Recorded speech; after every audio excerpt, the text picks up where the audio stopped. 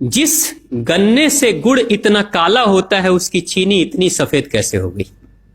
Chemicals उसमें डाले जाते हैं। और मैं एक चीनी मिल के अधिकारी जो मैनेजर है, मैं उनकी बात आपको बता रहा हूं। उन्होंने कहा कि मुझे लगभग 12 साल हो गए चीनी मिल में काम करते हुए, और जब से मैंने काम करना शुरू कर दिया चीनी मिल में, तभी से मैंने घर में चीनी लाना ही बंद कर दिया। मैं तब से अपने बच्चों को चीनी खिलाता ही नहीं हूं, जबकि नौकरी से सैलरी वहीं से मिलती है, मगर चीनी नहीं। मैंने कहा कि आखिर कौन सी घटना घटी जिसके कारण से आपने ऐसा किया? तो उन्होंने बताया एक छोटी सी घटना कि चीनी मिल में जो ये पानी निकलता है ना, चीनी के बनने के बाद उस प्रोसेसिंग में जो पानी निकलता है, उस पानी में वो सारा केमिकल भी मिक्स रहता है, और उस पानी को चीनी मिल वाले लोग अक्सर एक टंकी में जमा करके रखते हैं। ये सभी चीनी मिल वालों के पास में होता है, आप भी कभी जाएंगे तो आपको भी पता चलेगा। वो टंकी में वो पानी रखा जाता है, लेकिन रोज रोज प्रोसेसिंग हो रहा है, रोज चीनी बन रही है, रोज बहुत सारा पानी आ रहा है, तो आखिर कब तक? एक टंकी की क्षमता है ना, कितने दिनों तक वो टंकी खाली रहेगी? भर जाती है, भरेगी तो फिर क्या करेंगे? खाली करना है। तो क्या किया था चीनी मिल के लोगों ने? सोचा कि छोड़ो ना, अब कहां जाएंगे उसको फेंकने के लिए कहीं दूर, क्योंकि अब उतनी बड़ी टंकी जिसमें हजारों गैलन पानी है, उसके लिए ट्रांसपोर्ट में कितना खर्च आएगा, तो बेहतर होगा रात के अंधेरे में कहीं खेत में डाल देते हैं। क्योंकि जनरली फैक्ट्रियां तो होती हैं ऐसे ही बिराने में, तो कहीं डाल देते किसी खेत में, क्या पता चलेगा पानी है कि चीनी मिल का पानी है, क्या है।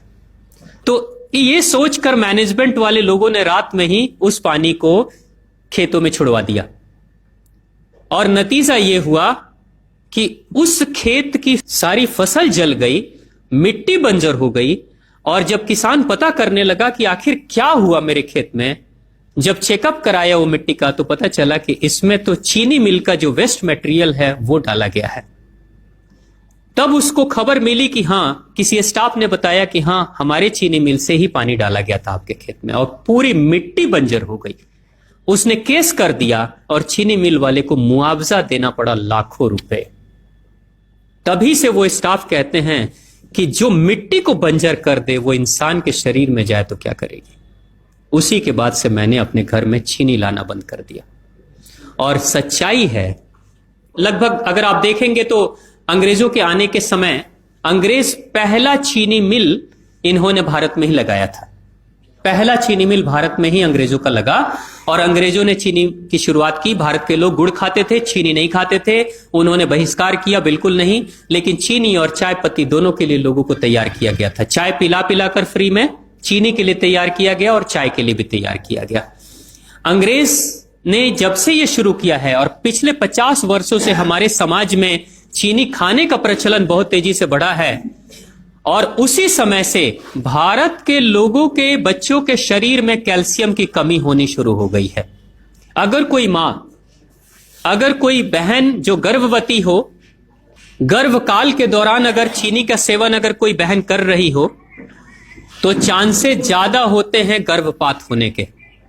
कोई मां अगर बच्चे के जन्म से पहले 1 साल पहले से ही चीनी छोड़ दे और सामान्य भोजन करे, अपना ही दूध बच्चे को पिलाए, और कम से कम 5 साल तक बच्चे को चीनी ना खिलाए, खुद को चीनी ना खिलाए, उस बच्चे को कभी भी ऑस्टियोपोरोसिस की समस्या नहीं हो सकती। कैल्शियम की कमी उसके शरीर में कभी नहीं होगी।